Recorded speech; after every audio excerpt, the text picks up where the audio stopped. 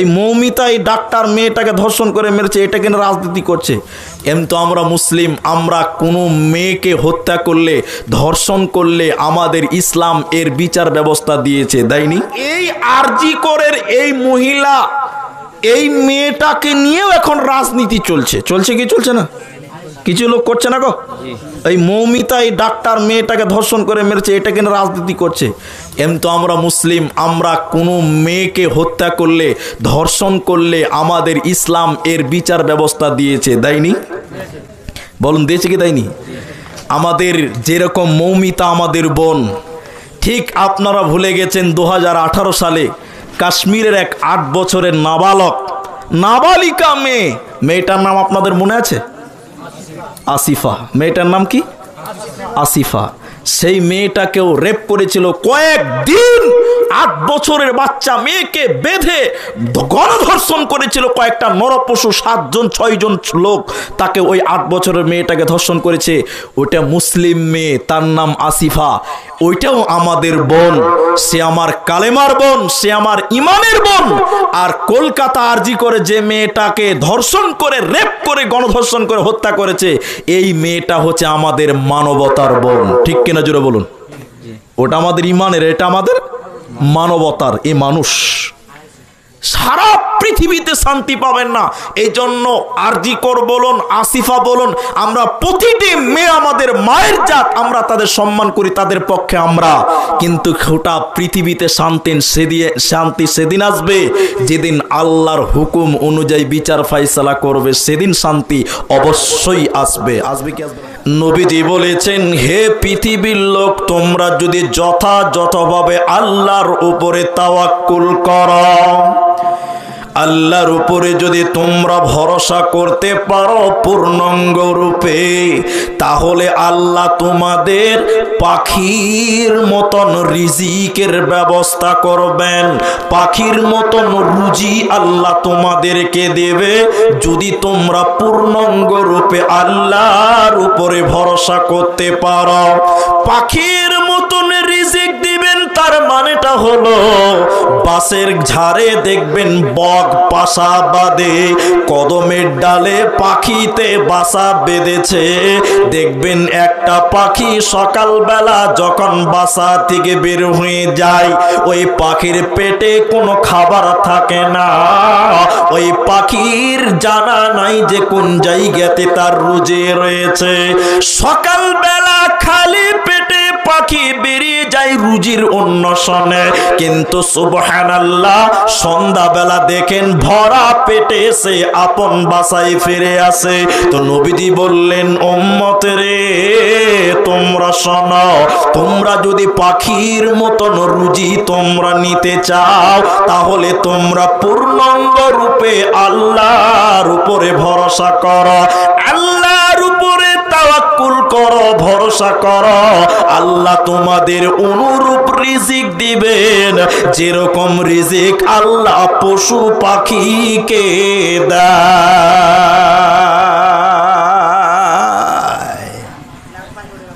হাজি,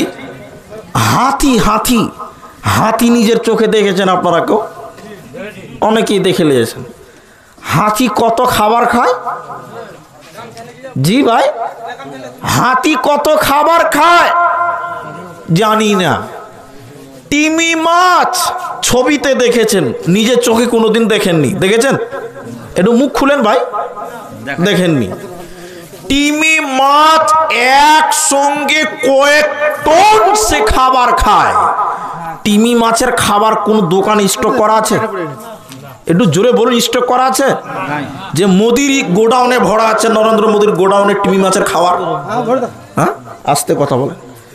তাহলে তিমি মাছ একসঙ্গে একদিনে কয়েক টন খাবার গ্রহণ করে। একটা হাতি কয়েক বস্তা খাবার গ্রহণ করে একসঙ্গে, কিন্তু হাতির জন্য খাবার কেউ রেডি করে রাখে না। তিমি মাছের জন্য কয়েক টন খাবার কেউ রেডি করে রাখে না। কিন্তু দেখেছেন তিমি মাছ না খেয়ে মরেছে? না। খবর দেখেছেন? না। কেন বলুন তো? খাবার দেনেওয়ালা কে? সবাই বলুন। রিজিকের মালিক কে? আল্লাহ। ওমা মিন দাব্বাতিন ফিল আরদি ইল্লা আলাল্লাহি রিজকুহা। আল্লাহ তাবারাক ওয়া তাআলা কোরআনের ভিতরে সূরা হুদের 6 নম্বর আয়াতে আল্লাহ বলেন, জমিনে বিচরণকারী প্রতিটি প্রাণীর, প্রতিটি জীবের রিজিকের দায়িত্ব আমি আল্লাহ নিয়েছি। কিভাবে তাকে খাবার দিতে হবে, কোন জায়গা থেকে দিতে হবে, এই ডিউটি স্বয়ং আমি আল্লাহর। অতএব রুজির ব্যাপারে চিন্তা ভাবনা করতে হবে না, হবে না। শুকুন শুকুন শুকুন, আমি বলতে পারছি কিনা ঠিকঠাক, শুকুন বুঝেন তো? এখন দেখতে পাওয়া যায় না, একটা সময় খুব দেখতে পাওয়া যেত। শুকুন ওর কোনো খাওয়ার এটিএমে রাখা আছে? জোরে বলুন, একটু বলুন না রে বাবা। কোন দিন একটা কার গরু মরবে তো ওইটাই খাবে, ওর কোথা খাবার আছে ও নিজেও জানে না। কিন্তু শুকুনকে না খেয়ে থাকতে দেখেছেন যে না খেয়ে মরে গেছে? না। সবাই আরেকবার মহব্বতের সঙ্গে বলুন, তাহলে রিজিকের মালিক কে? আল্লাহ। ভরসা করবো কার কাপড়ে? আল্লাহর উপরে। তাহলে আল্লাহর আইন মেনে চললে রিজিকে বরকত হবে, আর আল্লাহর উপরে ভরসা করলে রিজিকে বরকত হবে। সবাই ভরসা করব কার উপরে? আল্লাহর উপরে ইনশাআল্লাহ। কিন্তু আমাদের ভরসা আছে? এই মুসলমান, আমাদের ভরসা আছে? নাই। দেখবেন তার বাস্তব প্রমাণ দিচ্ছি। আমি আস্তে আস্তে রাস্তা গুলমালি দিয়েছিলাম এই রসাখোয়া থেকে এইটুকু জায়গা। একটা ছেলে রসাখোয়াতে দোকান দিয়েছে, এদিকে তাকান আমার দিকে, আপনারা যদি ওদিকে গল্প করেন তো মুশকিল হবে। তো রসাখোয়াতে দোকান দিয়েছে, নতুন দোকান, ভালো বেচা কিনা হয় না। তা আস্তে আস্তে হবে, পরিচিতি হবে, মানুষ জানবে, তবেই তো দিন দিন বাড়বে না। ঠিক বললাম না ভুল বললাম? তো নতুন দোকান বেচা কিনা হয়েছে না 2 মাস 3 মাস। 3 মাসে যখন দেখছে না কোনো উন্নতি হচ্ছে না, তখন ওই ছেলে দোকানদার টুক করে মসজিদের ইমাম সাহেবকে বলছে, মুলি সাহেব একটা তাবিজ দেন, দোকানে ঝোলাবো, দোকানে বরকত হয়েছে না। এরকম অনেক জায়গা তা আছে, আছে কিনা? হ্যাঁ না বলুন। আচ্ছা বলুন, তাবিজ কি বরকতে, তাবিজে কি বরকত আছে না? বরকতের মালিক কে? সবাই বলুন আল্লাহ। তাহলে তাবিজে কোনোদিন আপনার আমার বরকত আনতে, তো যে ছেলেটা বিশ্বাস করেছে যে না তাবিজেই বরকত, ওর বরকতে, ওর রুজিতে কোনোদিন বরকত হবে না। নাম্বার 3, রিজিকে বরকত নিতে গেলে বেশি বেশি করে ইস্তেগফার করো। আব্দুল্লাহ ইবনে আব্বাস রাদিয়াল্লাহু তাআলা আনহু তিনি বয়ান করেছেন, নবীজি বলেন, কোন মানুষ যদি বেশি বেশি করে ইস্তেগফার করে, ক্ষমা চাই, তওবা করে, আল্লাহ তার যাবতীয় মুসিবতকে দূর করে দেয়, আল্লাহ তার বালাকে দূর করে দেয়, বিপদকে দূর করে দেয়। শুধু তাই নয়, আল্লাহ তাকে অকল্পনীয় রুজির ব্যবস্থা করে দেয়, যে রুজির ব্যাপারে সে কোনোদিন চিন্তা করতেও পারেনি। ওতে বেশি বেশি ইস্তেগফার করো, নিজের মনটা হালকা হবে, আল্লাহ বিপদকে দূর করে দেবে। শুধু তাই নয়, আল্লাহ আপনার রুজির ব্যবস্থা করবে। আল্লাহর কাছে ক্ষমা চান, পাপ হয়ে গেছে তো নিজেকে খুব অপরাধী মনে করছেন, এইটা পাপ সেটা পাপ হয়েছে, 2 রাকাত নামাজ পড়ে কান্নাকাটি করে আল্লাহকে কান্নাকাটি করে বলুন, আল্লাহ আপনার সামনের বিপদকে দূর করে দিবেন, আল্লাহ আপনার রুজির ব্যবস্থা করে দিবেন, ইনকামের পথ তৈরি করে দিবেন। বলুন সুবহানাল্লাহ। শুধু তাই নয়, আমি শর্টে বয়ানটা আগিয়ে নিয়ে যাব, আকাশের অবস্থা ভালো নয়, একটু ধৈর্য ধরতে হবে। 3টা বললাম, 4র্থ নম্বরটা শুনে এলেন, বিবাহ। ভিতরে এসে বসেন ভাই। এইটুকু ভরসা আল্লাহর উপরে করেন যে আল্লাহ ব্যবস্থা করবেন। এখনই যদি এই ভরসা হয় তো কেমন হবে? জি একটু ধৈর্য ধরেন, সবাই ভিজবো। যে গরমের দিন, এখন তো শীতের দিন নয়। দেখেন আপনার এদিকে বসেন, আপনারা দেখেন, বিবাহ, বিবাহ করলে বরকত হয়, রুজির ব্যবস্থা হয়। এটা আপনারা বিশ্বাস করেন? বিশ্বাস আছে তো? বিবাহ করলে আপনার কামায়ে বরকত হবে। আমি আমার স্ত্রী আপনাদের গ্রামে নিয়ে এসেছি, আজকে কালী সাহেবের বাড়িতে মেহমান হিসেবে আমার স্ত্রীকে নিয়ে এসেছি। আমি যেদিন বিয়ে করিনি বছরে খুব বেশি জালসা করতাম তো 80-90টা। কটা বললাম? 80-90টা। আর এখন বিয়ে করেছি, আমি কটা জালসা করছি হিসাব দিতে আপনার গ্রামে আসেনি। আপনারা সবই বুঝেন বা সবই জানেন। এখন আমাদের 200+ জলসা বছরে হয়েছে, তো বরকত হয়েছে কি হয়নি? একটু হ্যাঁ না বলুন। তাহলে বিয়ে করলে বরকত হবে। কেন হবে? কেন হবে এটাও আপনাকে বুঝতে হবে। আপনার বাড়িতে যতদিন বিয়ে করেননি আপনি কামাই করেছেন, আল্লাহ রুজি রেখেছে আপনারটা। এখন বিয়ে করে একটা মেয়ে আপনি নিয়েছেন, তার দায়িত্ব আপনি নিয়েছেন, ওই স্ত্রীর রুজির ব্যবস্থাটা আল্লাহ আপনার মাধ্যম দিয়ে করবে। সুবহানাল্লাহ বলুন। বিয়ে করলে বরকত হয়, তার আরেকটা ইতিহাস শুনবেন? তাহলে শুনেন, খুব মন দিয়ে শুনবেন, মা বোনেরা শুনেন। রসুলের কাছে মানুষেরা বিভিন্ন মুসিবতে পড়ে বিপদ আপদের সমাধানের জন্য আসতেন না? এক লোক এদিকে দেখেন ভিক্ষা করছে, ওলামা একরাম আছে, আল্লাহ রসুল বলছেন, এই ভিক করছো কেন? অভাবী মানুষ, গরিব মানুষ, ভিক্ষা করা ভালো কাজ নয়। কথা কি মনে রাখছে? ভিক করা মহাপাপ। এটা একটা বই সালাফি বর্ণ পরিচয় লেখা হয়েছিল, আইনুল বারী হাফেজাহুল্লাহ, ভিক করা মহাপাপ। শুনেন, একটা লোক ভিক্ষা করছে, তো আল্লাহ নবী বলছেন ভিক্ষা করছো কেন? বলে গরিব মানুষ। আমার দিকে এক কেলা তাকিয়ে থাকেন, কিচ্ছু নাই। বলে একটা চাদর আছে, আমি শর্ট করছি, চাদরটা এদিকে দেখেন। আল্লাহ নবী মসজিদের চাদরটা নিয়ে এরকম করে বলছেন, কে কিনবে? আমরা কিনবো। ক টাকা তুমি দিবে? 2 টাকা। তুমি ক টাকা? 3 টাকা। তুমি ক টাকা? 4 টাকা দাও। 4 টাকা দাও। 4 টাকাতে চাদর বিক্রি করলো, একটা কুড়োল কিনা হলো। কুড়োল বুঝেন তো আপনারা? রাসূলুল্লাহ বললেন, যাও এই কুড়োল দিয়ে তুমি লকড়ি কাটবে আর লকড়ি বিক্রি করবে, খবরদার আজ থেকে ভিক্ষা করবে না। বলুন সুবহানাল্লাহ। তিনি মহান নেতা, আদর্শবান নেতা। ভিক্ষা গরিব দূর করতে নয়, বরং গরিবী হালাত দূর করতে তিনি পৃথিবীতে এসেছিলেন। সুবহানাল্লাহ বলবেন না? জি। তো আল্লাহ রসুলের কাছে একটা লোক এসে বলছেন, আল্লাহ নবী, মানুষেরা দিনে 3 বার খায়, এটা ইতিহাস, তারিখ, ঘটনা। আমি দিনে 1 বার খাই, 2 বার খেতে পাই না।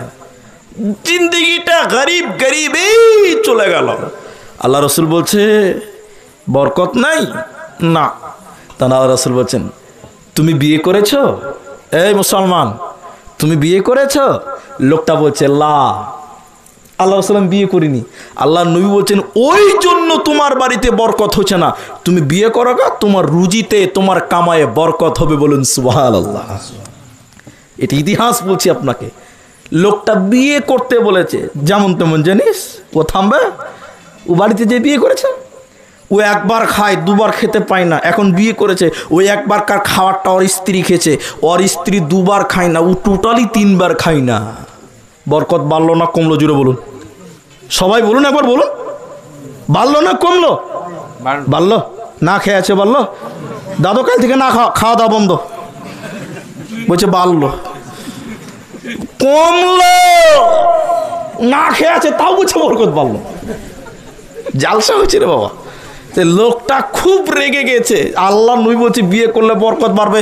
3 বার খেতে পাইনি, আমার বউ 2 বার খেতে পাইনি। ওর বউ বাড়িতে ঘ্যানার করছে। ওই লোকটা রেগে রুগে আল্লাহ রসুলের কাছে এসে বলছেন, আল্লাহর নবী, আমার তো কোনো বরকত হলো না। আল্লাহ রসুল বলছে, হ্যাঁ বিয়ে করেছ? বলে জি বিয়ে করেছি। তারপরে বরকত হচ্ছে? বলছে না, আমি 2 বার 3 বার খাইনি, আমার স্ত্রী 2 বার না খেয়ে আছে। আমাদের বরকত আরো উল্টা কমে গেল, আমার বরকত হলো না। রাসূলুল্লাহ বলছে, চিন্তা ভাবনা করে বলছে, বিয়ে করার পরও বরকত হলো না? বলে না। আল্লাহ নবী তখন তাকে বলছে, ঠিক আছে বরকত হবে, তুমি আর একটা বিয়ে করো। করবে? হ্যাঁ, দাদু এখনো মাথা হিলাইছে, বলে চান্স পেলে তো আরেকবার করা যাবে। হ্যাঁ, লাও বাবা, যাক আলহামদুলিল্লাহ। ও লাইট না জ্বললেও চলবে। জি শোনেন, আমার দিকে তাকান। তো এবার আল্লাহ রসুল বলছে, তো আবার বিয়ে করো। তো বলছে যে আল্লাহ নবী, 1 বিয়ে করে তো খাওয়ার বন্ধ হয়ে গেছে, স্ত্রী না খায় 2 বার, আমি না খাই 3 বার, আর বিয়ে শাদী করবো না। আল্লাহ রসুল মাফ করে দেন। আরে বরকত হবে, তুমি বিয়ে করো।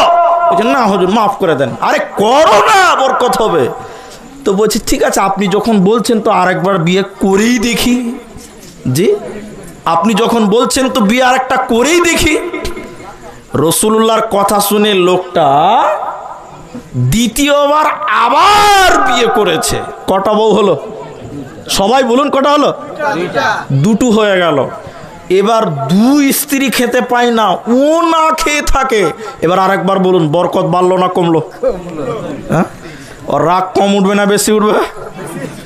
ওরে সর্বনাশ, 11,000 ভোল্টের রাগ উঠে গেছে ওকে। ও যে সেরে গেছে, দুবার খেতে পায় না। রেগে রুগে আল্লাহ রসুলের কাছে যে বলছে, আল্লাহ কে নবী, হে আল্লাহ রসুল, আমার বাড়িতে তো কোনো বরকত হলো না, আমার বরকত উল্টা দিকে ঘুরছে। আল্লাহ রসুল বলছে, তুমি আবার বিয়ে করেছো? বলে জি। বলে তারপরও তোমার বরকত হচ্ছে না? বলছে না। আল্লাহ রসুল চিন্তা ভাবনা করে বলছে, মামলা খারাপ, দুটা বিয়ে করেছে তারপরও বরকত হয়েছে না। আল্লাহ রসুল চিন্তা ভাবনা করে করে করে করে বলছে, তুমি আর একটা বিয়ে করো। তো লোকটা বলছে, আসসালামু আলাইকুম, আর বিয়ে করো না। জি, ইতিহাস প্রমাণ করছে, আপনাকে একটু পরে দিব, বরকত এনে দিচ্ছি দেখেন। বলছে হুজুর মাফ করেন, আর বিয়ে শাদী করবো না, যা হয়েছে হয়েছে, আর লাগবে না বরকত। আমি বুঝে গেছি যে আমার কতটা বরকত হবে, আমার বুঝা হয়ে গেছে, লাগবে না। আল্লাহ রসুল বলছে, তুমি বিয়ে করো, তোমার বরকত হবে না, মাফ করেন, না করো। তখন বারবার যখন রাসূলুল্লাহ বলছেন সাল্লাল্লাহু আলাইহি ওয়াসাল্লাম, তখন বলছে যে মরেই যখন গেছি তো বিয়ে করেই মরবো। আবার বিয়ে করেছে। কটা হলো বলুন? সবাই বলুন। পেছনের লোক কথা বলছে না, নারায়ে তাকবীর। কটা হলো এবার বলেন? তিনটা। আর আল্লাহ রসুলের কাছে লোকটা আসছে না, আর আসছে না। অনেকদিন পর নবীর সঙ্গে দেখা হয়েছে। আল্লাহ নবী বললেন, কি ব্যাপার, দুদিন পর পর রেগে রুগে তুমি চলে আসছিলা আমার কাছে, হঠাৎ করে নাই হয়ে গেলা, কি ব্যাপার? লোকটা বলছে, ইয়া রাসূলুল্লাহ, দয়ার নবী গো, আমি এখন অনেক বড় লোক হয়ে গেছি। সুবহানাল্লাহ কি কালকে বলবেন? সুবহানাল্লাহ। নবীজি বললেন, কেমন করে বড় লোক? শুনেলেন ভাইরা মায়েরা, বিয়ে করলে বাড়িতে বরকত হবে, নবীজির ফয়সালা। লোকটা বলছেন, ইয়া রাসূলুল্লাহ, প্রথম বিয়ে করলাম, খাবার গেল, দ্বিতীয় বিয়ে করলাম, তাও না খেয়ে থাকলাম, আরো বিপদে পড়ে গেলাম, বরকত কমলো। কিন্তু নবী গো, যখন তৃতীয় বিয়ে করলাম, আপনার কথা শুনে ওই 3 নাম্বার মেয়েটা, 3 নাম্বার বিবিটা খেজুর গাছের পাতা দিয়ে চাটাই বোনাতে জানতো। চাটাই বুঝেন তো আপনারা? কি পাটি? পাটি পাটি খেজুর গাছের পাতা দিয়ে পাটি বোনাতে জানতো। নবী গো, ওই 3 নাম্বার স্ত্রীর দেখে দেখে আগের 2 স্ত্রীও শিখে নিয়েছে। তাহলে এখন পাটি বোনায় কজন? 3 জন। নবী গো, 3 জন পাটি বোনায় বিক্রি করে, আর আমি পায়ের উপরে পা তুলে বসে বসে খাই, কামাই করতে হচ্ছে না। বলেন বরকত বাড়লো না কমলো? সবাই বলো। তাহলে যার বরকত না খেলে ঘন ঘন বিয়ে করলে হবে? তখন কালকে ফের বিচার ডাকবে যে আসামের বক্তাকে ডাক, বিয়ে করতে বলে গেছে, তো 12 বিজি যাবে বক্তার। জি না, বিয়ে করলে বরকত হবে। বলুন হবে কি হবে না? ইনশাআল্লাহ বলুন, ইনশাআল্লাহ। তাহলে আল্লাহর বিধি বিধানকে পৃথিবীতে কায়েম করলে মুসলিম হিসাবে, আল্লাহর বান্দা হিসাবে রুজিতে বরকত দেবে, রুজির ব্যবস্থা হবে। শুধু তাই নয়, আল্লাহর উপরে তাওয়াক্কুল করলে, আল্লাহকে ভয় করলে রুজিতে বরকত হবে। 3 নাম্বার, বেশি বেশি তাওবা করলে, ইস্তেগফার করলে রুজিতে বরকত হয়, কামাই বরকত হয়। আর 4 নাম্বার, বিবাহ করলে স্বামী স্ত্রী 2 জনের ভিতরে আল্লাহ বরকত দেয়, হালাল রুজির ব্যবস্থা করে দেয়। আল্লাহ বলছেন, ওমা মিন দাব্বাতিন ফিল আরদি ইল্লা আলাল্লাহি রিজকুহা, तमाम পৃথিবীতে বিচরণকারী প্রতিটি জীবের রিজিকের দায়িত্ব আমি আল্লাহর। বান্দা তুমি আমার কাছে রুজি অন্বেষণ করো। কি করতে হবে? চাইতে হবে। চাইবো কার কাছে? আল্লাহর কাছে। রিজিকের মালিক সবাই বলুন কে? বাড়িতে বসে থাকলে খাবার আসবে? কামাই করতে হবে। কি করতে হবে? কামাই করতে হবে। আল্লাহ কোরআন বলছে সূরা জুমাতে, আল্লাহ কি বলছেন? ফাইদা কুদিয়াতিস সালাতু ফান্তাশিরু ফিল আরদি। আল্লাহ বলছেন যখন তোমাদের সালাত হয়ে যাবে, নামাজ হয়ে যাবে, তো ফান্তাশিরু ফিল আরদি, তোমরা জমিনে বিচরণ করো, বেরিয়ে যাও। অবতাগু মিন ফাদলিল্লাহ, আল্লাহর হালাল রুজি অন্বেষণ করার জন্য বেরিয়ে যাও। তাহলে রুজির মালিক আল্লাহ, কিন্তু আমাকে কামাই করতে হবে। ঠিক কিনা বললাম?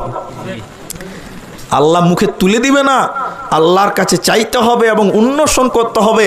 মাঠে ঘাটে আপনি কামাই করবেন তো আল্লাহ রুজিতে বরকত দেবে। আরেকবার বলুন সুবহানাল্লাহ।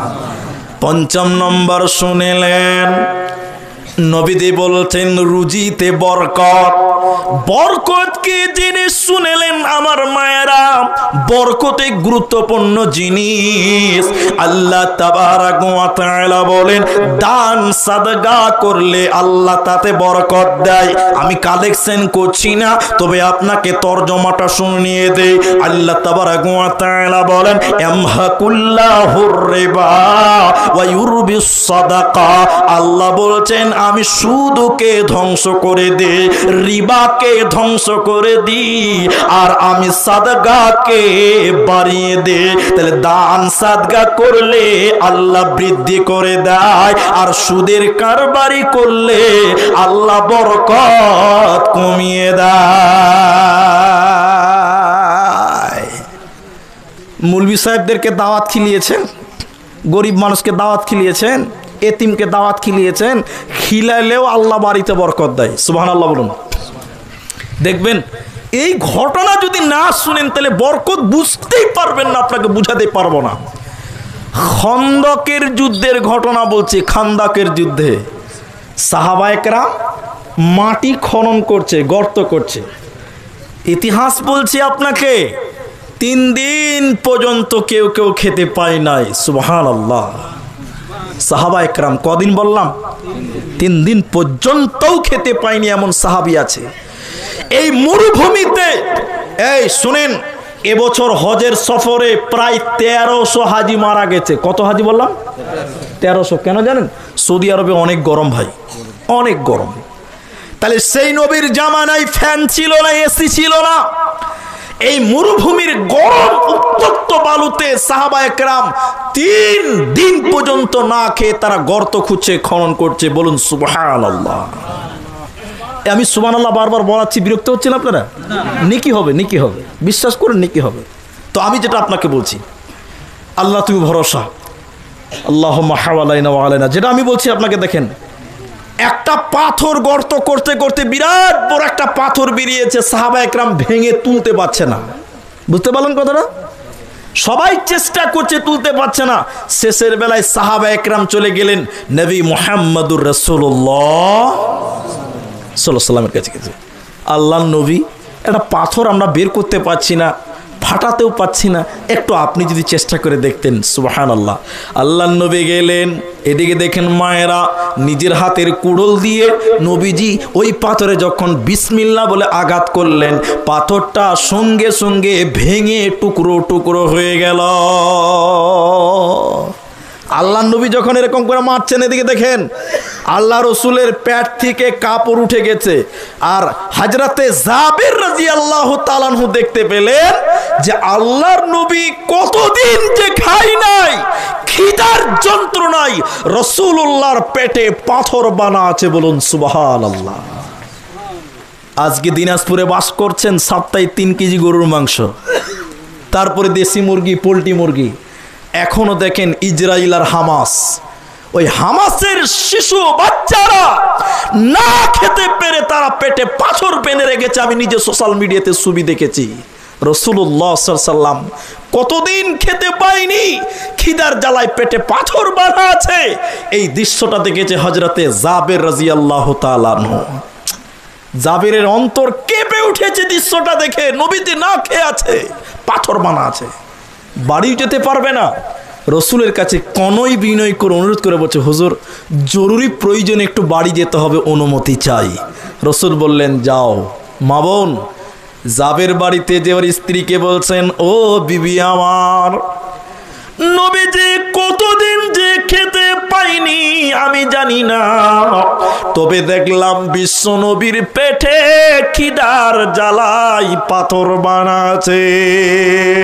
হযরত জাবের তার বিবিকে বললেন, বিবি রে বাড়িতে কোনো খাবার আছে কি তুমি বলো, বিবি রে বাড়িতে কোনো খাবার আছে কি, নবীজিকে আমি দাওয়াত করব, কতদিন পর্যন্ত খাইনি।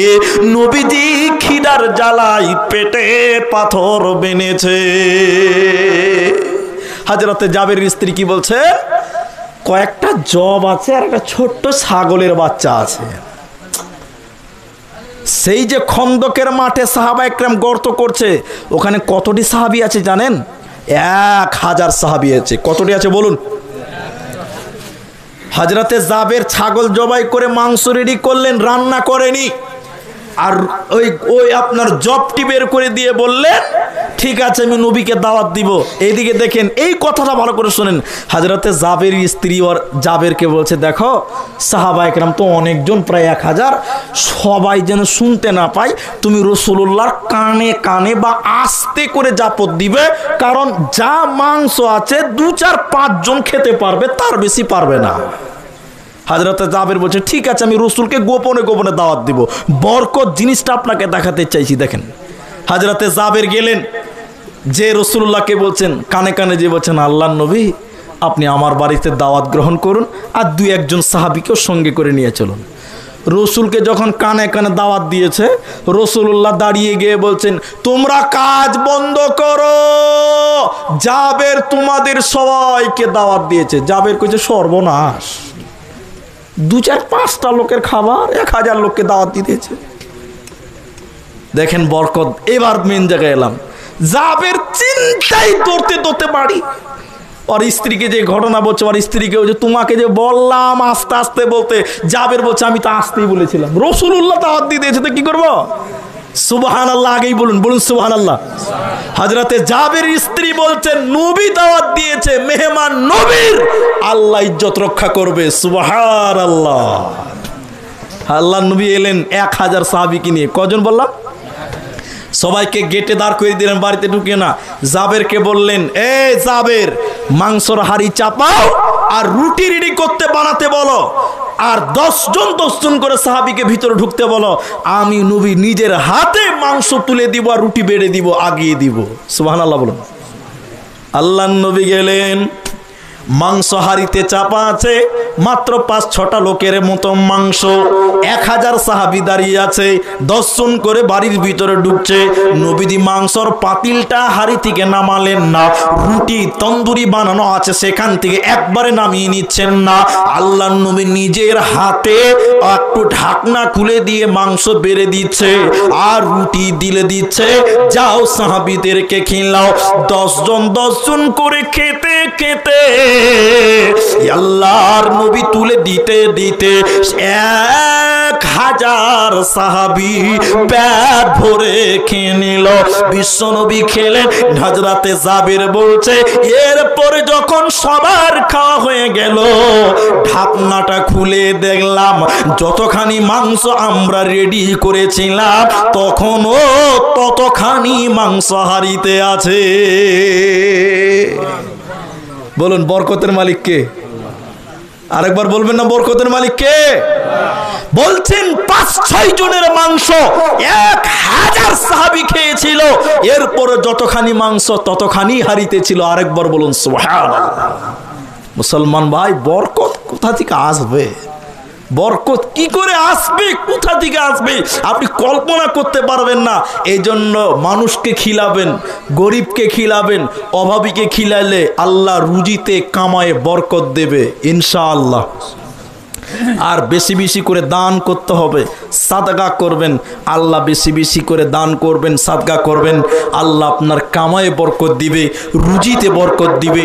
আল্লাহ বলছে ওয়ায়ুরবিউস সাদাকা, সাদকাকে আল্লাহ বৃদ্ধি করে দেয়। অনেক তার প্রমাণ করে, একাধিক হাদিস বলতে গেলে এর উপরে ঘন্টাখানিক লেগে যাবে, তারপর আমাকে আগিয়ে নিয়ে যেতে হবে।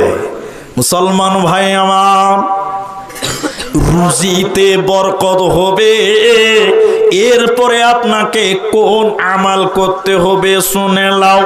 যাদের সামর্থ্য আছে তারা যেন বেশি বেশি করে উমরা করে এবং হজ করে। আল্লাহর নবী হাদিসের ভিতরে কি বলছেন? যাদের সামর্থ্য আছে তোমরা বেশি বেশি হজ এবং উমরা করতে থাকো। বলে কেন কেন কেন? হজ এবং উমরা করলে আল্লাহ মানুষের গুনাহকে মিটিয়ে দেয়, আল্লাহ মানুষের অভাবকে দূর করে দেয়, বিপদকে দূর করে দেয়। শুধু তাই নয়, আল্লাহ মানুষের রুজিতে বরকত দেয়। নবীজি বলছেন তোমরা বেশি বেশি হজ এবং উমরা করতে থাকো। কেন? হজ উমরা রুজির ব্যবস্থা হয়ে যায়, গুনাহকে মিটিয়ে দেয়। আল্লাহ কেমন করে গুনাহ মিটিয়ে দেয়? হজ উমরার মাধ্যমে। নবীজি বলছেন যেমন কামারের আঘাতে যেমন লোহার মরিচিকা দূর হয়ে যায়, স্বর্ণকারের আঘাতে সোনা চাঁদির ময়লা যেমন দূর হয়ে যায়, কামারের আঘাতে যেমন ছুরি দাওয়ের ময়লা দূর হয়ে যায়, ওই রকম হজ এবং উমরার মাধ্যমে আল্লাহ মানুষের গুনাহকে মিটিয়ে দেয়।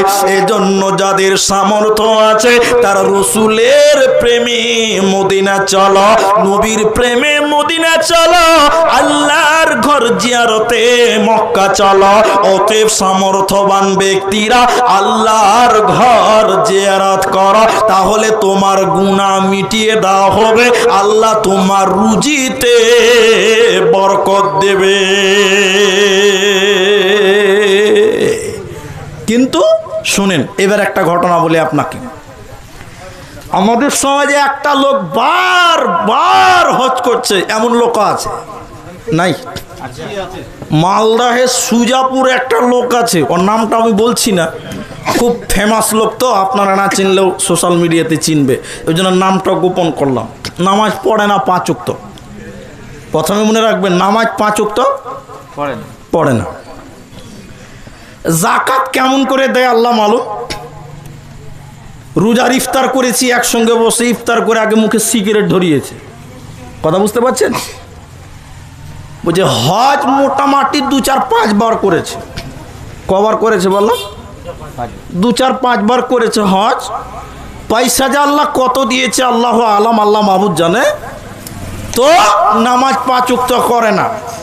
কিন্তু বলুন, মানুষের জীবনে হজ ফরজ কবার? বলুন না বাবা, একবার। হজ ফরজ, টাকা হয়েছে, হজ না করলে আপনি গুনাহগার। আইনুল বারী লিখেছিলেন মানিস্তাতা ইলাইহি সাবিলা, হাদিসের ব্যাখ্যা করতে গিয়ে বলেছিলেন এইভাবে যে যার রাস্তা খরচ হয়ে গেছে, হুবহুব তর্জমা করে বলেছিলেন ওকে হজ করতে হবে, না করলে আল্লাহর আদালতে তার বিচার হবে। কথা বুঝতে পারছেন? তো আপনার হজ ফরজ জীবনে কবার বললাম? একবার। এরপর আর ফরজ না, ইচ্ছা করলে করেন, না না করেন, করলে নাকি পাবেন। কিন্তু বলুন, আমাদের সমাজে অনেক গরিব আছে, অভাবী আছে, এতিম আছে, মিসকিন আছে। যখন ফরজ হজ আদায় হয়ে গেছে, তারপরে হজ করার চাইতে তাদের দেখাশোনা করা, তাদের দায়িত্ব নিয়ে এতিম মিসকিনদের অভাব দূর করে দেওয়াটা বেশি জরুরি ছিল কি ছিল না বলুন? আর ফরজ ঠিক আছে, একবার আদায় হয়ে গেছে, আপনি দায় মুক্ত হয়ে গেছেন, আর না করলে আপনার আর গুনাহ হবে? কিন্তু আপনি টাকার পাহাড় তৈরি করে রেখে দিয়েছেন। কত ইতিম, কত বিধবা, কত গরিব রাস্তায় কাঁদছে, আপনার দুয়ারে দুয়ারে ঘুরছে, আপনি ভিক্ষা দেওয়ার টাইম পান না। আপনার উপরে আর হজ ফরজ নয়। উমরা আপনি একাধিকবার করেন, ওটা আলাদা ব্যাপার। আল্লাহ রসুল বলছেন যত করবে তত গুনাহ দূর হবে, তত রুজির ব্যবস্থা হবে। বলুন সুবহানাল্লাহ। শুধু তাই নয়, 7টা বলা হয়ে গেল। 8 নাম্বার, রুজিতে বরকত হবে কি করলে শুনে নাও।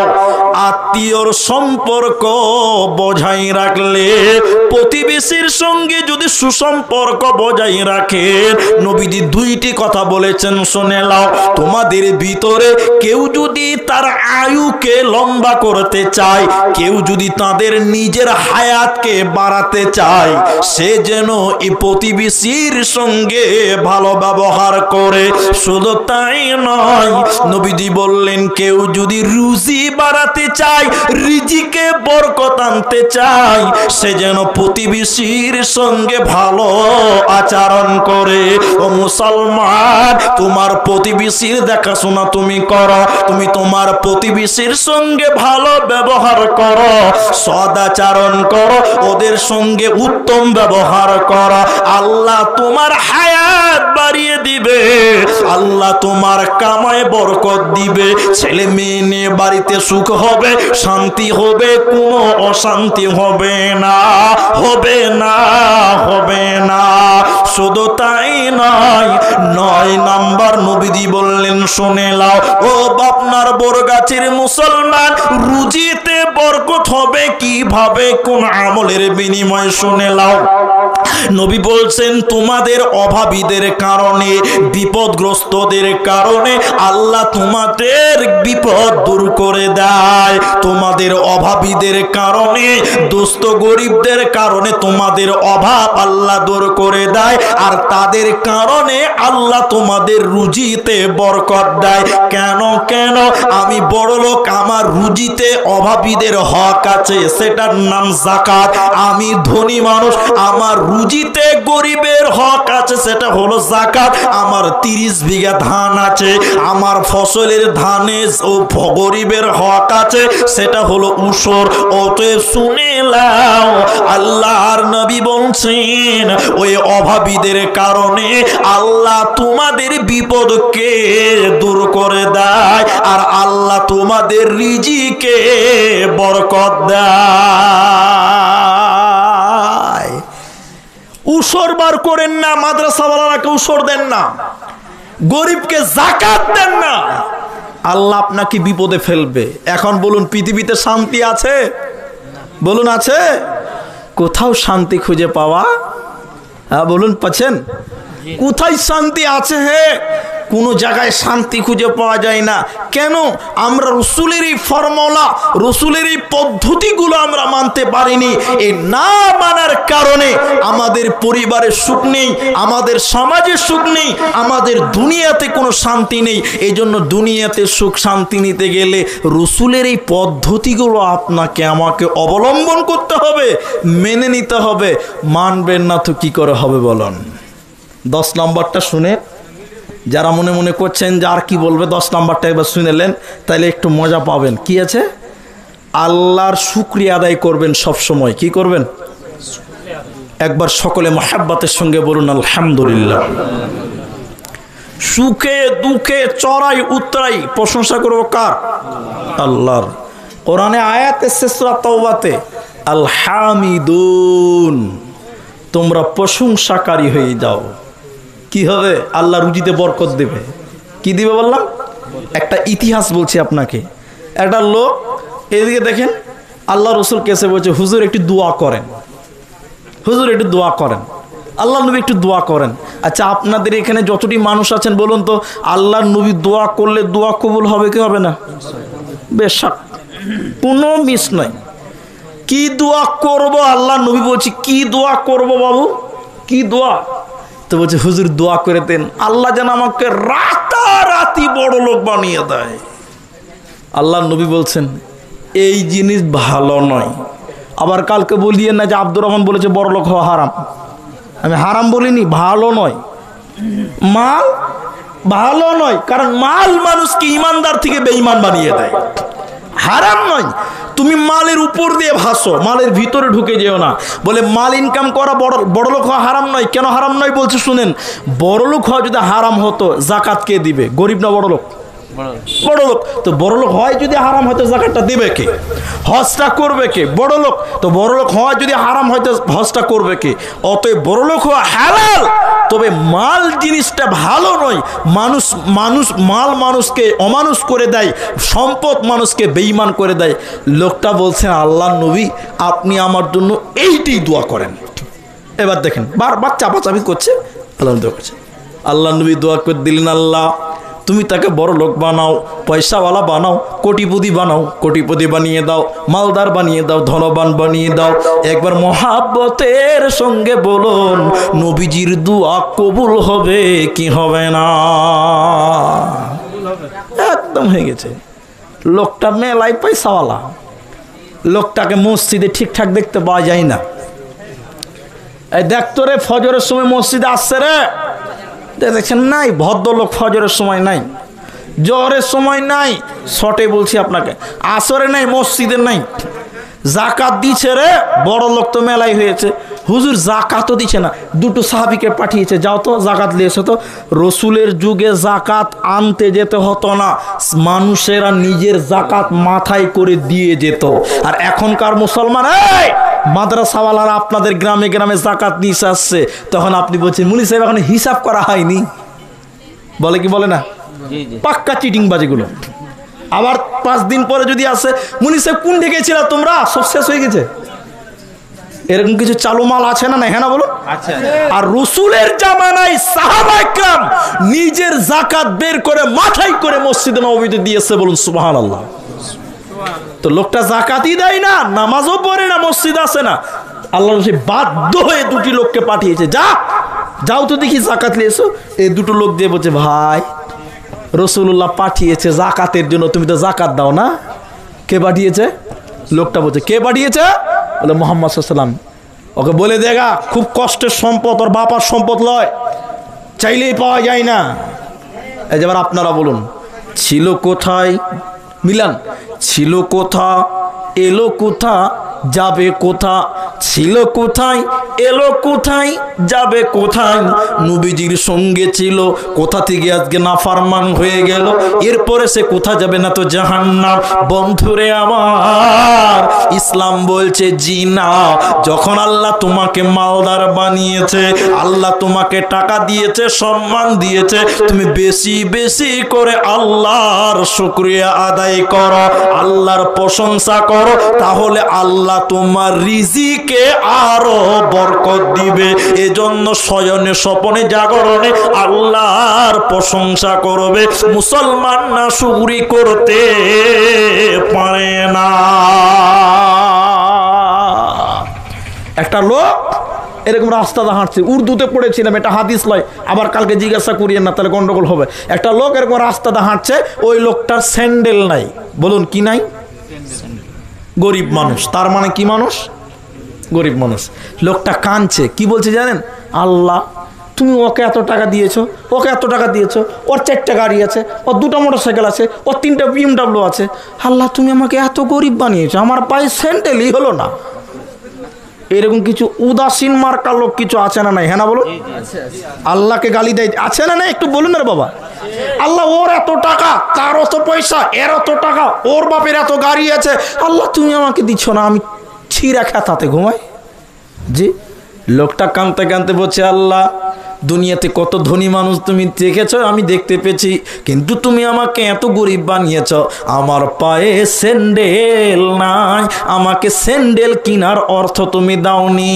লোকটা রাস্তাতে যেতে যেতে সামনে তাকিয়ে দেখতে পেল একটা লোক গড়তে গড়তে গড়তে গড়তে আগাচ্ছে, মানে ওই লোকের 2খানা পা নাই।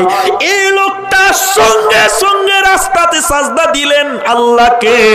রাস্তাতে সাজদা দিয়ে বলছে, আল্লাহ আমি ভুল করেছি, আল্লাহ গুনাহ করেছি, তুমি আমাকে স্যান্ডেল দাওনি তো কি হয়েছে? আল্লাহ তুমি তো ওই লোককে 2টা পা দাওনি, আল্লাহ তুমি তো আমাকে পা দিয়েছ, আল্লাহ তোমার হাজার শুকরিয়া। ওতে মুসলমান, তুমি গরিব, তুমি আল্লাহর প্রশংসা করো, বড় লোক দেখে তুমি আফসোস করিও না।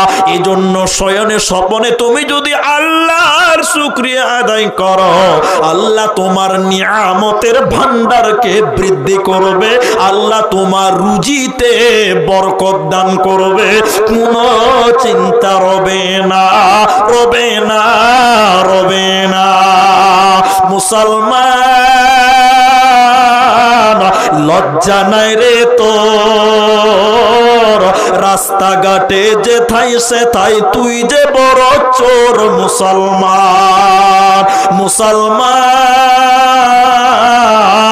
তুই যে বড় বেঈমান, রাস্তাঘাটে যেথায় সেথায় তুই যে অপমান মুসলমান, তুই যে অপমান মুসলমান। অতএব মুসলমান তুমি সদা সর্বদা আল্লাহর শুকরিয়া আদায় করো, আল্লাহ তোমার নিয়ামত বৃদ্ধি করে দিবে, রুজিতে বরকত দিবে, সংসারে অশান্তি হবে না, হবে না। আরেকটা জিনিস বলছি, তাহলে এটাই স্পষ্ট করে আপনাকে বুঝাতে পারো। রেল লাইন দেখেছেন আপনারা? ডালখোলা স্টেশন আছে, দেখবেন অনেক রেল লাইন অচল, মানে যেগুলো তো ট্রেন চলে না, দেখেছেন না? আহারে দেখেন নাই কেউ? দেখেছেন? বাস শুনুন তো, এক ফকির, ফকির এদিকে দেখেন, এগুলো উপন্যাস। ডালখোলা স্টেশনে ভিক্ষা করছে, দেবাব দেবাব দেবাব, গরিব মানুষ সারাদিন ভিক্ষা করে রেল লাইনে শুয়ে আছে। রেল লাইনে, রেল লাইন বলতে যেটাতে ট্রেন চলে না, অচল। এবার রেল লাইনে মাথা দিয়ে ফকির আল্লাহকে গালি দিচ্ছে, নাউজুবিল্লাহ বলুন। এতটি লোক যদি নাউজুবিল্লাহ বলেন কত সুন্দর লাগলো না? জি, আল্লাহকে গালি দিচ্ছে বলে ফকিরটা কি বলছে জানেন? আল্লাহ, আমি কি অন্যায় করেছিলাম, তুমি আমাকে একটা তিরপালের ঘর দাওনি আল্লাহ? ওই ডালখোলা 3 তলা বিল্ডিং এ যারা শুয়ে আছে আল্লাহ, ওরা তোমার কি ভালো কাজ করেছিল? তুমি ওদেরকে 3 তলা বিল্ডিং এ রেখেছো, আমাকে ছিঁড়া খেতাও দাওনি তুমি, রেল লাইনে শুয়ে আছে। এই বলে বেচারা কাঁদছে, কাঁদতে কাঁদতে ঘুমিয়ে গেছে রেল লাইনে, বুঝলেন কি না? রাত 1:30 বাজে, তখন এমন ভূমিকম্প শুরু হয়ে গেছে, মাটি থর থর থর করে কাঁপছে। ফকির তখন রেল লাইনে হার হার করে উঠে গেছে। ট্রেন চলে নাকি রে বাবা? অচল লাইনে আবার ট্রেন চলে নাকি রে বাবা?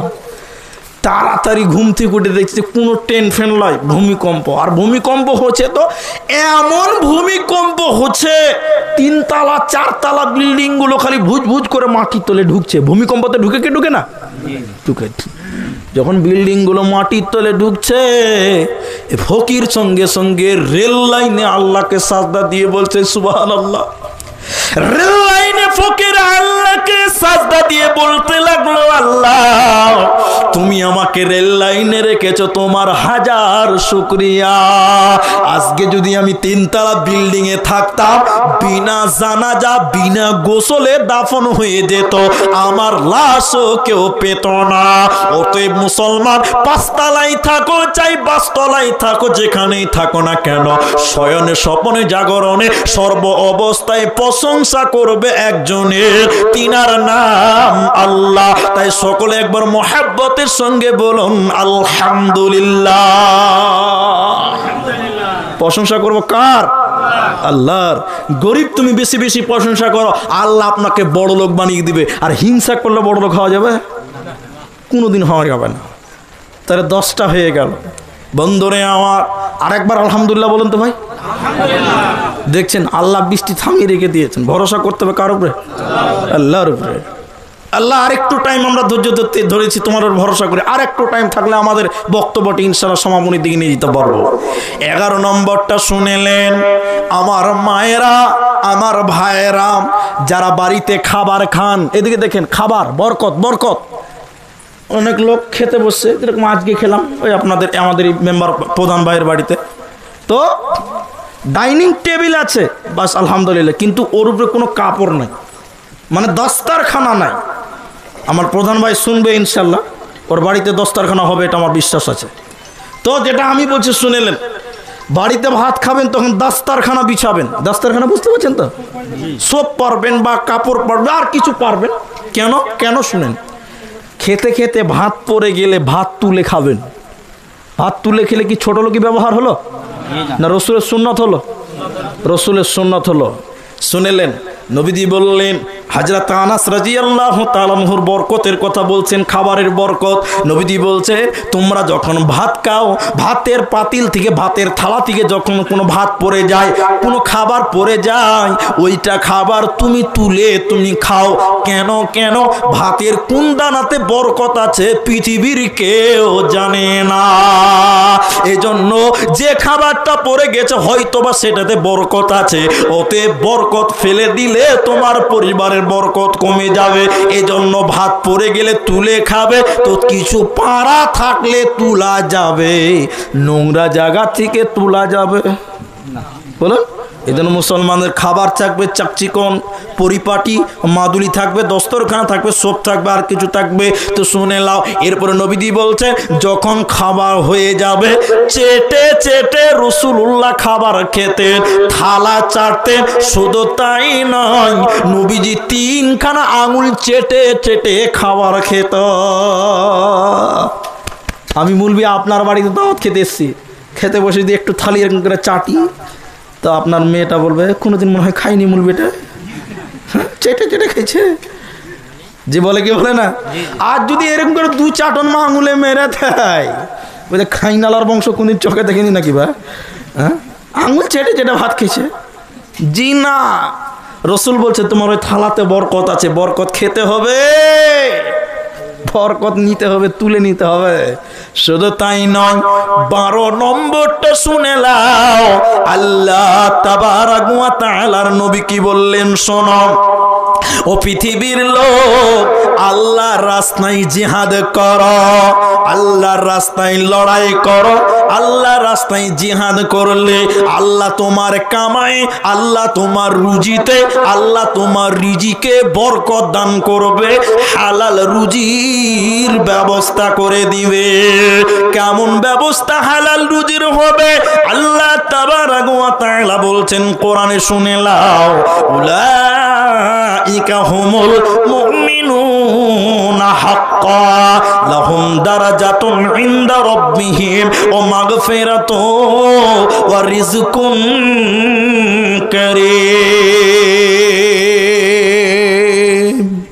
শুনেন, আল্লাহ মুমিনের খাবারটার নাম দিয়েছে রিজকুন কারীম।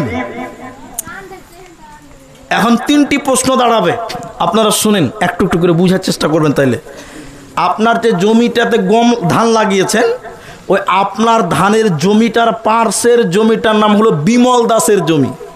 বিমল দাস মুসলমান না হিন্দু ভাই? হিন্দু।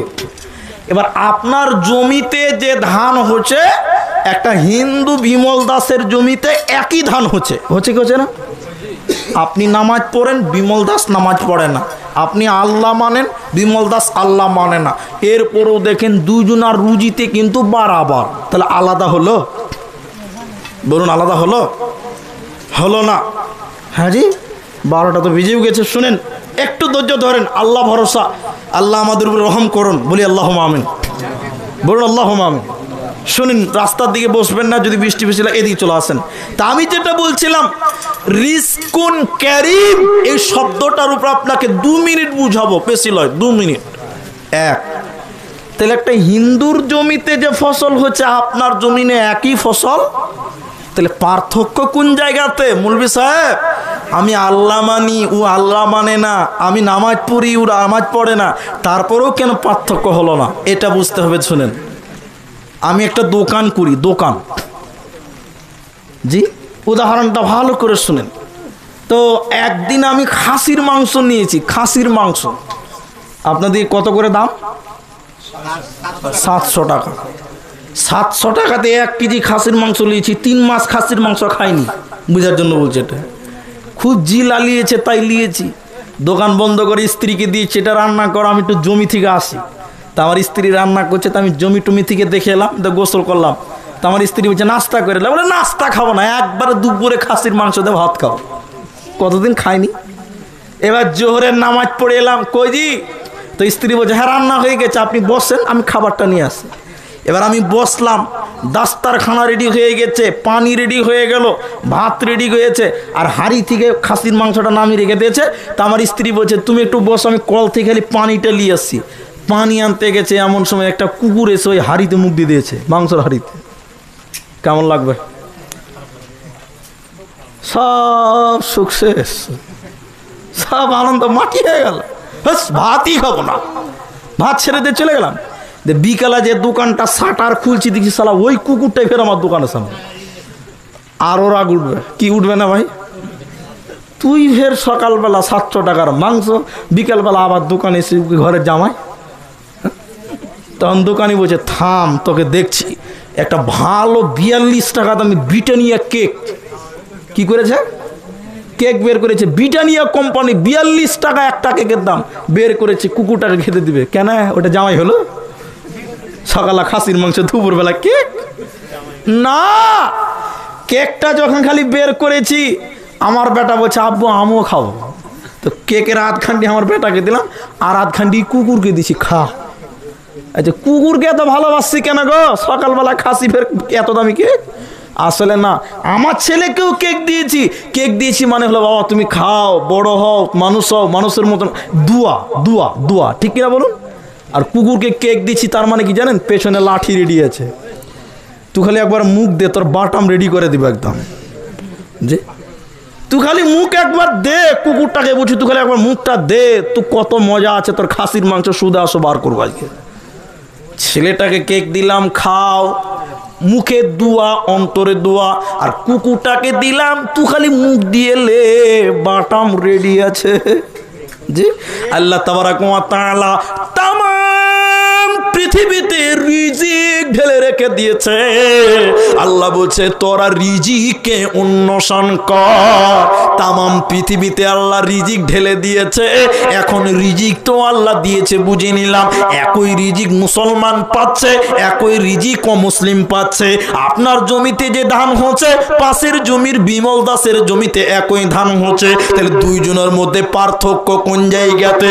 পার্থক্য ওই জায়গাতে একটা কেক আমার ছেলে খেলো এবং কুকুর খেলো, দুটির মধ্যে পার্থক্য কি? ছেলে খেলো বাবা তুমি বড় হও, মানুষ হও, তুমি ভালো জ্ঞানী হও, এটা হলো ছেলের খাবার, মানে মানুষের খাবার, মুমিনের খাবার। আর কুকুরের খাবার খাবাটাম রেডি আছে। আজকে তামাম পৃথিবীতে কাফের মুশরিকেরাও তারা রুজি গ্রহণ করেছে, আল্লাহর দেওয়া রিজিক তারা গ্রহণ করছে, ওদের খেতে দিচ্ছে। এর মানে আল্লাহ বলছে খা, জাহান্নাম রেডি আছে। তার মানে রিজিক সবাই পাবে, কিন্তু রিজিকে বরকত সবাই পাবে না। কথা বুঝতে পারলেন? রিজিক সবাই পাবে, রিজিকে বরকত কিন্তু সবাই পাবে না। এজন্য মনে রাখতে হবে আপনাকে আমাকে বরকত নিতে হবে। তাহলে বরকত কোন জায়গা থেকে পাওয়া যাবে? হযরতে জাবের রাদিয়াল্লাহু তাআলা আনহু তিনি বলছেন, যখন তুমি বাড়ি ঢুকবে তখন বাড়িতে ঢোকার সময় সালাম দিয়ে বাড়ি ঢুকবে, আর যখন খাবার খাবে আল্লাহর নাম নিয়ে খাবার খাবে। কি হবে? বরকত থাকবে, শয়তান খেতে পারবে না। একটু দেখেন, আপনাকে দেখাই, এদিকে দেখেন ভাই, 12টা বেজে গেছে, তারপরেও আপনাদেরকে অনুরোধ করছি একটু একখাল হন, আমার দিকে অ্যাটেনশন হন। বাড়িতে ঢুকছেন, আসসালামু আলাইকুম রহমতুল্লাহ। কে কে বাড়িতে ঢোকার সময় সালাম দেন? একটু হাত তোলেন ভাই। আল্লাহু আকবার।